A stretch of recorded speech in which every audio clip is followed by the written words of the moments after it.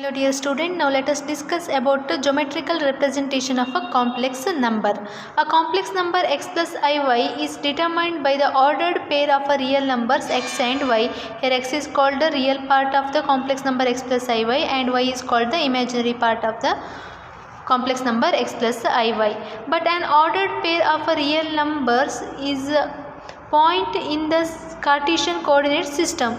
Therefore, there is a one-to-one correspondence between the set of all complex number in C and the set of all points x comma y in the Cartesian plane. A complex number x plus iy is represented by the point with the coordinates x comma y. Here x is called the real part and y is called the imaginary part.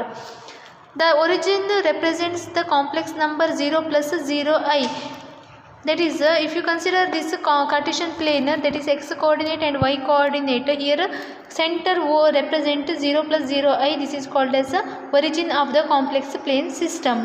All the points on the x-axis have the coordinates of the form x comma 0 and correspond to the number x plus i0. Here x-axis is called as represented by x plus i0. It is a purely real. There is no y value here. X plus i0 form. The y value is 0.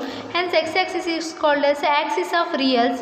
Similarly, the points on the y-axis corresponding to the complex number 0 plus iy, that is equal to iy. This is purely imaginary. Hence y-axis is called as axis of imaginaries. X-axis is called axis of reals and y-axis is called axis of imaginaries. The plane on which the complex number is represented, here is the plane in which the axis is represented is called the complex plane or Argand plane. The diagram represents the points corresponding to a set of complex number is called a Argand diagram, named after the French mathematician Argand of 18th to 19th century. It can be easily seen that the point corresponding to z bar is the conjugate of z is equals to x plus iy, so z bar is equals to x minus iy is x comma minus y, which is the reflection of the point x comma y corresponding to x plus iy on the x-axis. Also the points corresponding to z, 0 and minus z are the collinear. Collinear means they are lying in the same line, and therefore the points corresponding to z and minus z are symmetric with respect to origin. That means if x plus iy and x minus y they are symmetric. If this comes here, this comes here, just a reflection of a given graph z. Let us see some problem. First one, if z is equals to x plus iy, then show that z bar plus 2 times of x plus z bar plus b equal to 0, where b belongs to R represents a circle. That is the z bar plus 2 times of z bar plus b is equal to 0. So substitute z is equals to x plus iy and z bar is equal to x minus iy. After solving this equation, we will get x into x square, iy plus minus iy, I into I square, I square value is minus 1, minus into minus plus, so y square plus 2x is 4x plus iy minus iy getting cancelled, plus b is equal to 0. This is the equation of a circle. We know that equation of a circle is x square plus y square plus 4gx plus 4hy plus c equal to 0. Here h is equals to 0.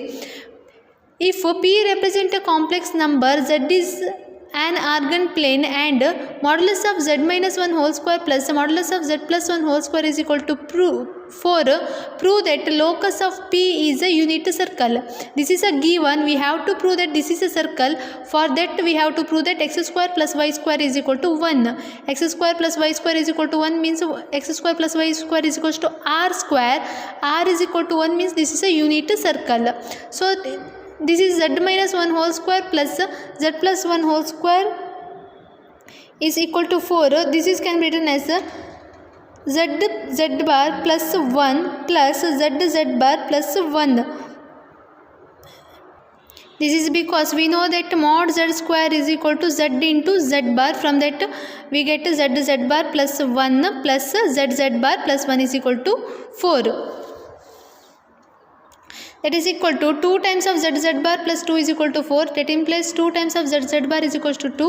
Therefore z into z bar is equal to 1. Z is equal to x plus iy into x minus iy is equal to 1. So we get x square plus y square is equal to 1. This is the equation of a unit circle with radius r is equal to 1. Next is a polar form of a complex number. Let p of x comma y be the point representing the complex number z is equals to x comma y. How we create a p? P is a point. P of x comma y is equals to x plus iy. This is one complex number. Here O m, draw a perpendicular at m to p value is y and O to m value is x and angle theta.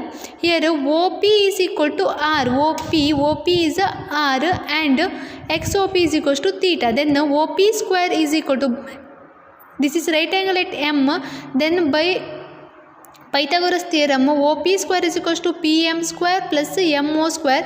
So R square is equals to X square plus Y square. So R is equal to square root of X square plus Y square. From this theta, cos theta is equals to OM by OP, that is equals to X by R, that implies X is equals to R cos theta, and sin theta is equal to MP by OP, that is equal to Y by R, that implies Y is equal to R sin theta. So we know that Z is equal to X plus IY. Substitute the value of X and Y here. So R cos theta plus I R sin theta. R is common, R into cos theta plus I sin theta. This is the representation of a complex number in polar form, that is z is equals to x plus iy can be written as r times of cos theta plus I sin theta is called as a polar form.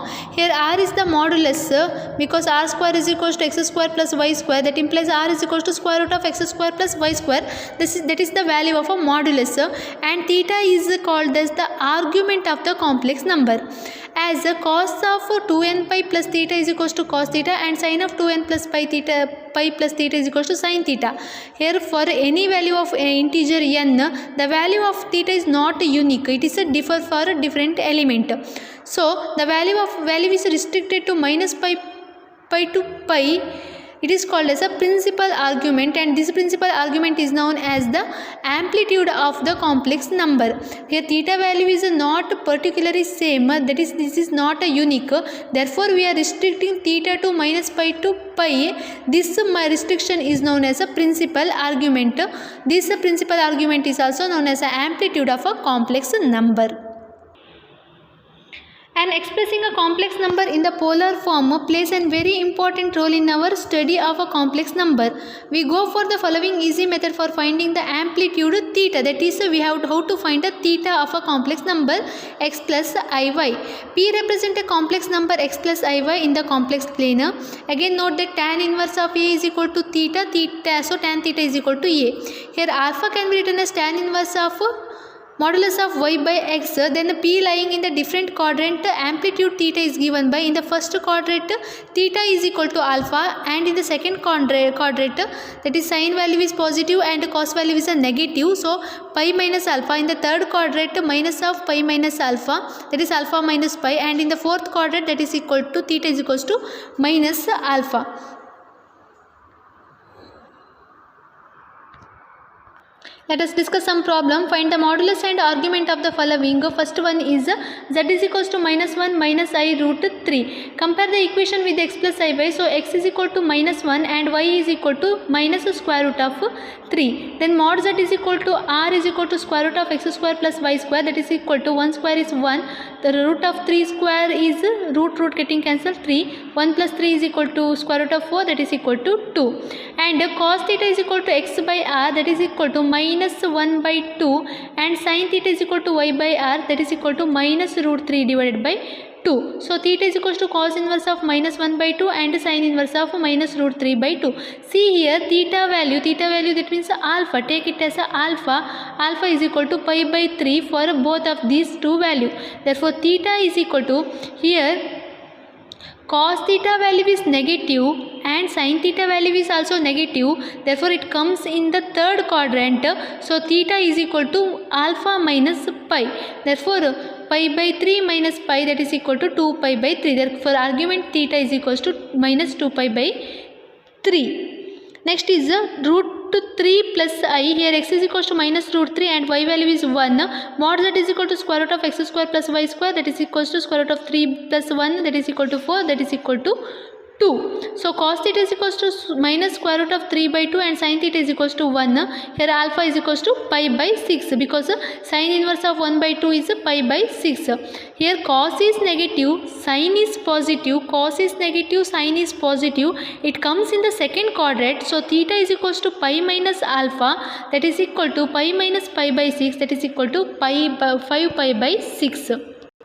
Next one, express the following complex number in the polar form minus 1 minus I, x is equals to minus 1, y is equal to minus 1, because this is in the form of x plus iy, x value is minus 1, y value is minus 1. So r is equal to square root of x square plus y square is equal to square root of 1 square plus 1 square, that is 1 plus 1 is 2, that is equal to square root of 2. So cos theta is equals to x by r, that is minus 1 by root 2, and sin theta is equals to y by r, that is minus 1 by root 2. If cos theta and sin theta both are minus, this comes in the third quadrant, therefore minus of pi minus alpha. Here alpha is equal to sin inverse of 1 by root 2 is 45, that is minus of pi minus 45, pi by 4, that is equal to minus of 3 pi by 4. So minus 1 minus I is equals to r times of cos theta plus I sin theta, that is equal to square root of 2 into cos of minus 3 pi by 4 plus I sin minus 3 pi by 4. Therefore this one is called as a polar form of the complex number minus 1 minus I. Next one is a minus 3. Minus 3 is a complex number because minus 3 can be written as minus 3 plus I 0. Here x equal to minus 3 and y equal to 0. Next to find r. R is equal to square root of x square plus y square, that is equal to square root of 3 square. 3 square is 9. Square root of 9 is 3. So cos theta is equal to x by r, that is equal to minus 3 by 3, that is equal to minus 1, and sin theta is equal to 0 by 3 is equal to 0. So theta is equal to cos value is minus, sin value is plus, therefore it comes in a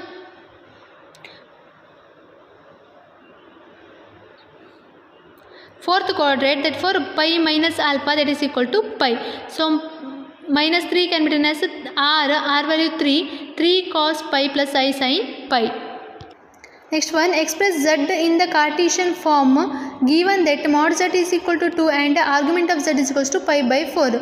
So Cartesian form is z is equal to r times of cos theta plus I sin theta. Here r is equal to 2 and theta is equal to pi by 4. Cos of pi by 4 plus I sin pi by 4. 2 times of cos pi by 4 value is 1 by root 2 plus I sin of pi by 4 value is 1 by root 2. So root 2 is a common denominator, that is 2 times by root 2 into 1 plus I in I. So root 2 can be written as root 2 into root 2. Root 2 get cancelled. Root 2 into 1 plus I, that is root 2 into 1 is root 2 plus I into root 2.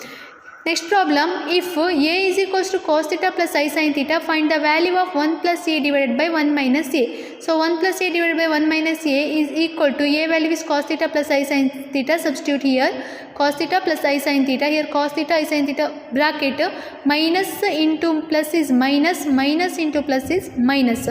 So 1 plus cos theta can be written as 2 cos square theta by 2 plus I sin 2 theta formula. We know that sin 2 theta is equal to 2 sin theta cos theta, but sin theta is equal to 2 sin theta by 2 cos theta by 2. Similarly 1 minus cos theta is equal to 2 sin square theta by 2 minus I sin theta by 2 cos theta by 2. In these two cos theta by 2 is a common, in these two sin theta by 2 is a common. So this is a form of cos theta by 2 plus I sin theta by 2. But here first term is cos, second term is sin, second term is cos. We have to exchange these two. Take minus sign outside. We get cos theta by 2 plus I sin theta by 2 minus I outside. So 2 getting cancelled. Cos theta by sin theta is equals to I cot theta by 2. Here cos theta by 2 I sin theta by 2 getting cancelled. 1 by minus I. We know that 1 by I is equals to minus I, minus getting cancelled. So I cot theta by 2. Next one, express 1 by sin alpha plus I cos alpha is in the polar form.